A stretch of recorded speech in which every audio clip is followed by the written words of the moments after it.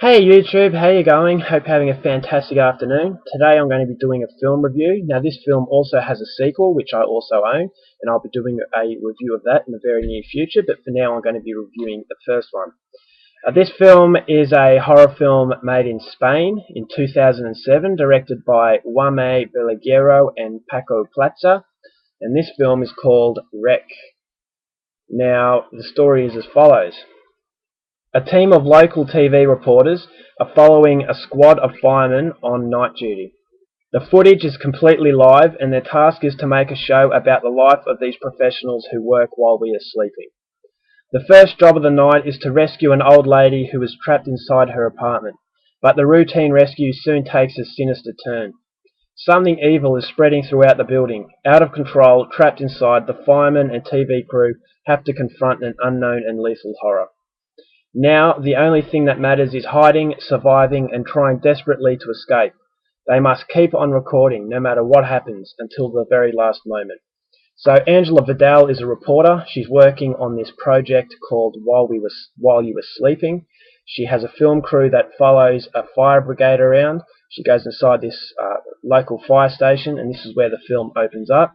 She goes into this fire station, and she's going to follow the lives of a firefighter for a night. So she goes in there and they're waiting for a call, and she's documenting everything inside this fire station. The fire brigade, they're having fun, they're laughing, they're eating dinner, they're playing basketball, and this is pretty much what they do while they're waiting for a call.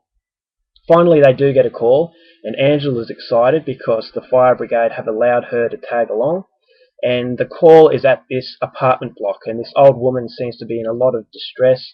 She seems to be in trouble, and she's trapped inside her apartment. So the fire brigade are called.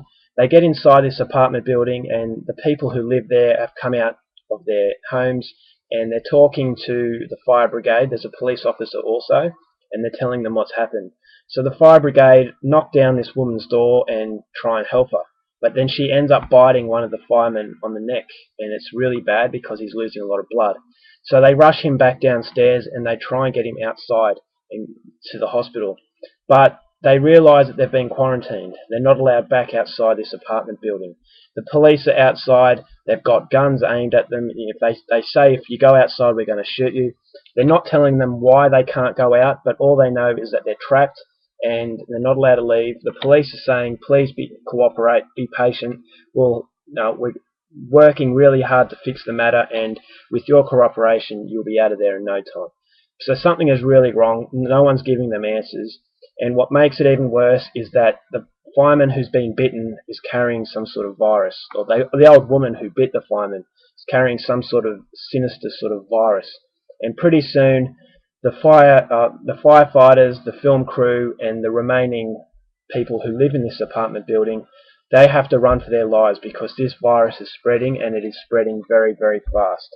So it's a terrifying journey for the film crew and firefighters as they realise they can't get outside, and they're just as in much danger inside. So they're going to have to find a way to hide and just pray that they can get out of this alive.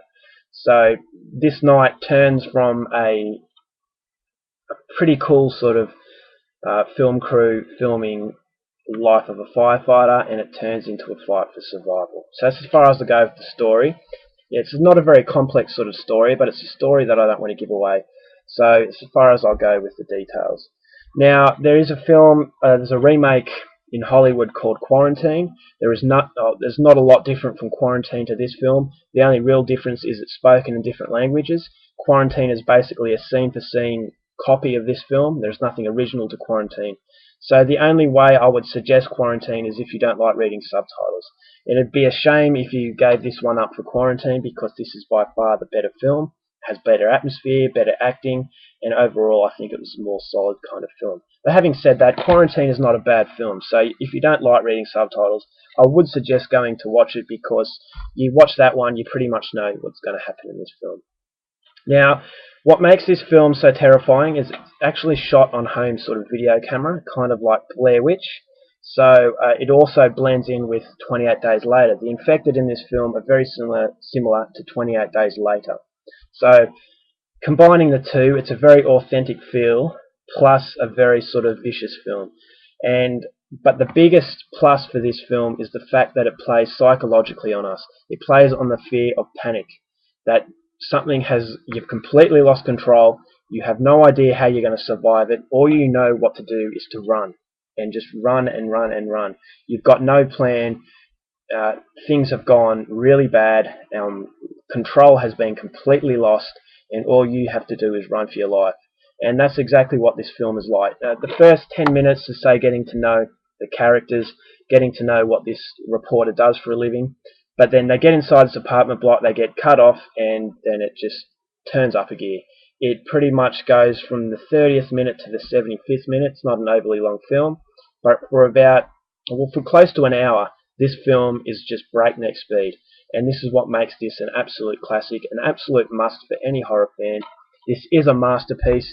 I have not been this frightened by a film since I was a kid. I never really got freaked out since, say, Pet Sematary when I was, really young. So, yeah, this film kind of woke up the same fear that I felt when I watched Pet Sematary. It's because it's just so well done. It has a very real feel to it. And as I said, it really plays on the fear of panic. You've lost all sense of control, you've lost all reasonable thinking, and you're just completely lost, and all you know what to do is to run and to pretty much fight off whatever comes at you.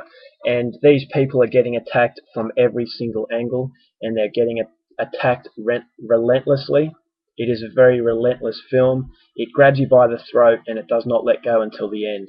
And it's a pretty shocking ending, and there are some pretty shocking scenes in this film, but you don't really have time to dwell on a particular scene because it quickly goes to the next one and then the next one. So you're trying to take it all in, and just when you think you're taking it in, something else hits you, and it hits you so fast that you don't really have time to even breathe. And by the end of it, you feel battered, you feel exhausted, and you know that you have had one hell of an experience when you watch a film such as Wreck. So I highly recommend this film. This is an absolute classic. It's one of my favourite horror films. I'm so glad that I have it. I watched it online before I actually purchased the DVD. I couldn't find it anywhere here in Australia, but thankfully UK Amazon had it. It is a brilliant film. I highly recommend it. If you're into horror, this is not an extreme film. The violence is there, but it is not extreme. It is quite mild compared to some. But it is a really, really chilling, sort of terrifying film, and one of the best horror films made in my opinion. Spain have made an absolute classic with this one. Alright guys, that's my review of Wreck. I hope you enjoyed it, and I'll see you later. Bye.